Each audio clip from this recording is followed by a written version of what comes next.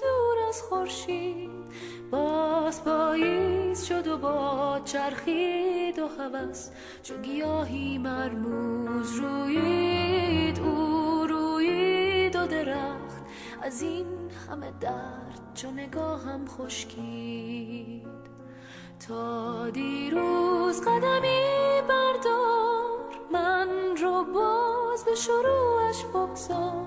تو زیبایی و بی‌پروایی و من که از این دلتنگی بیمار. با من حوصله کن در این شب کور تو همیشه دلیار.